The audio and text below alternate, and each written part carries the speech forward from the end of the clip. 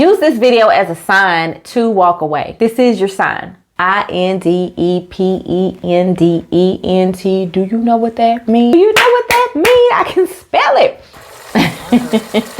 Hi guys, I'm Roz and welcome back to my channel. And in today's video, we're going to do a little Q&A and answer your most burning therapy questions. Now, this question comes from an anonymous viewer, and it's all about how to be content and at peace regardless of your relationship status. I thought I'd just read it today, and if you have your own questions that you want to submit to me, you can do that at rosalindashford.com and click on the Ask Dr. Roz, and I'll be happy to answer your questions here as well. So let's get into it. Dear Roz, I recently broke up with my boyfriend after being together for over 4 years. I truly believe I did the right thing, but somehow being single now has made me very needy and unsure of myself. I'm seeing someone casually and I'm losing my mind with anxiety about how he feels about me and this need for validation.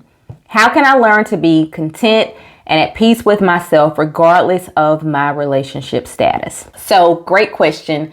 And first of all, I just want to say that leaving a relationship can be hard, especially one that has lasted for so long, but you absolutely did the right thing, because after 4 years, that's enough time for you to know if you want to elevate the relationship, like engagement or marriage, or if you want to stay in the relationship and it is what it is, or if you want to walk away. And I would argue that you stayed in the relationship longer than you needed to, especially if now you're saying that being single is making you feel needy and unsure of yourself. We stay in relationships because we're scared of what's going to happen on the other side. We don't want to start over. We don't want to get to know someone new. We're scared to date. We're comfortable with dealing with the person that we're with now, regardless of whether there exists some level of toxicity or abuse in the relationship. I hear people say this all the time.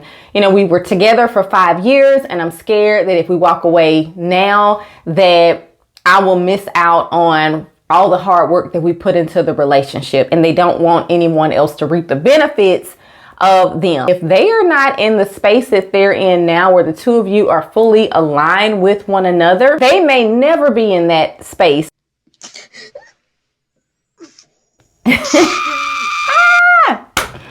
I know it's a hard thing to hear, but anyway, great job on ending something that wasn't working. Bad job on jumping into something else, probably a bit too soon. And you probably jumped into it because you didn't want to be single. Is that right? You jumped into something because you didn't want to be alone. I am a licensed professional counselor, and yes, I do diagnose people, but I'm not diagnosing you on the internet. No, no, no, no. That bears repeating.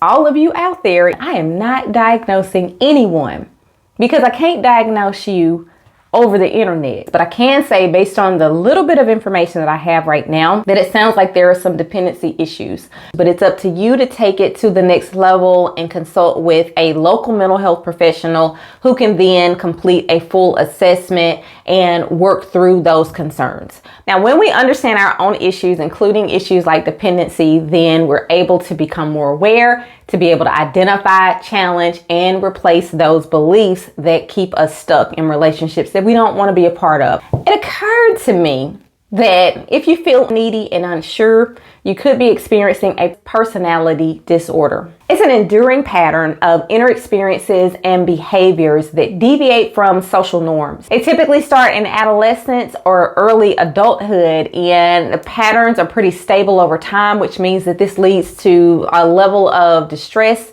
and impairment. There are so many personality disorders, but the one that I'm thinking about that we want to talk about today is called dependent personality disorder. So dependent personality disorder is a submissive and clinging behavioral pattern that relates to your excessive need to be taken care of.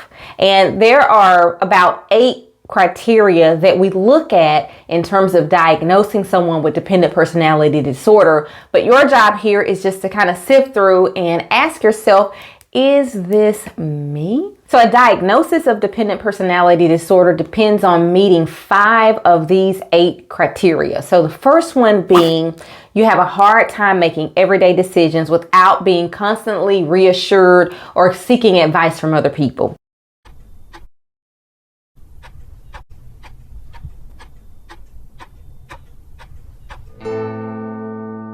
there tends to be this fear that I can't do it. You also need other people to assume responsibility for most major areas of your life. So you may more easily depend on a parent first, and then this may have then begin to look like depending on a partner. A lot of people might think that this is really weird because it really is. At some point developmentally, children start deciding and actually rebelling against parents who keep trying to pick out their clothes and make them look like a kid. But someone who is developed a dependent personality disorder, they find it very hard to make those small decisions. You're constantly looking for someone to make those major life decisions for you. You also have a hard time expressing disagreement with other people because of the fear you have that you'll lose their support or their approval. So what happens? You can become a people pleaser, even in cases where you disagree with the opinions or choices that other people are making. It's hard for you to stand up for yourself because you rather be with someone than make decisions and be alone. Now, dependent personality disorder also makes it difficult for you to initiate projects or do things on your own.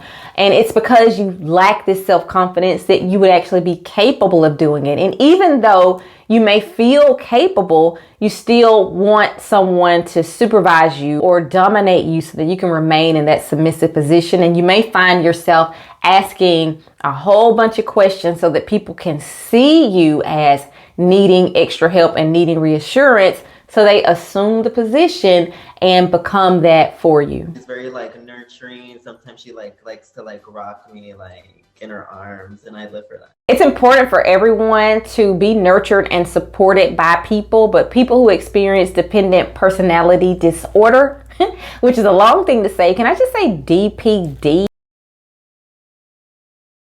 They go to excessive lengths to get nurturance and support from other people, to the point where you're volunteering things that you're not even interested in, or you may find yourself, you're willing to submit to what other people want, even if their demands are unreasonable. And the need to maintain this bond can result in, obviously, a toxic relationship. It's not easy saying no to you. Or imbalance or distorted relationships. We might make extraordinary self-sacrifices or tolerate verbal or physical abuse, even sexual abuse, and you may feel at times uncomfortable or helpless alone. So you just stay in this cycle of, at least I'm with someone, at least I have someone to care for me. Exaggerated fear that you're not actually able to take care of yourself, so you feel lost and alone and afraid at the thought that there's something. What if something goes wrong? What if I need someone? What if I don't know what to do in case there is an emergency? What if I don't know the right answer to give to people? And so it's excessive and it's unrealistic. Breakups, divorce scares us so bad to where we will jump from one unhealthy relationship to another just so we can attach ourselves to someone that can take care of us.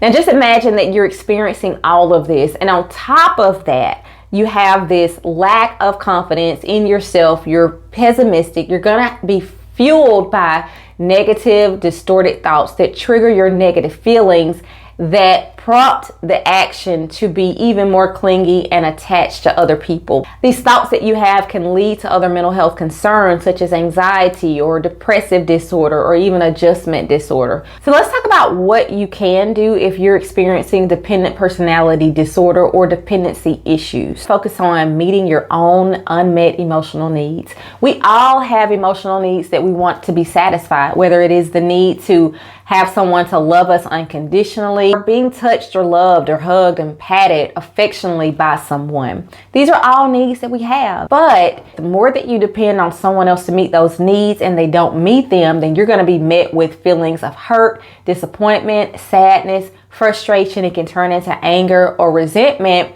and then feeling unworthy because you may be missing that person who you believe needs to do that for you. And no one can meet your emotional needs like you. In fact, you should practice learning different ways to meet those emotional needs so that when you do meet people who are healthy and safe for you and they're independent, you know what it feels like to be nurtured because you nurture yourself.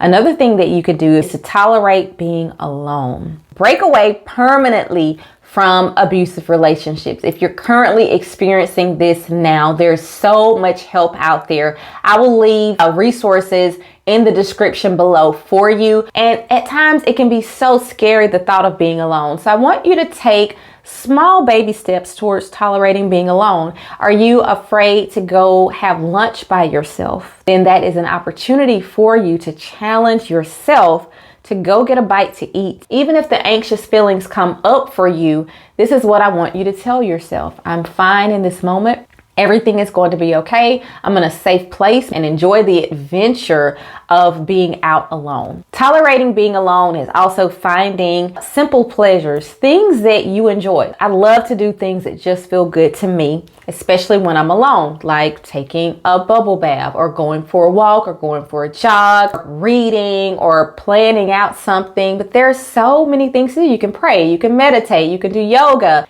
Find what works for you. I want you to take those baby steps to practice pulling apart from the person. Doesn't mean you're going to completely eliminate them from your life, but it is a healthy practice that when they can't be there for you, then you can be there for yourself. I hope that was helpful. If you have your own burning therapy question that you want to submit, go to my website, RosalindAshford.com, and leave your question there and I'll be happy to answer it. Thank you so much for watching and I'll see you in the next video. Bye.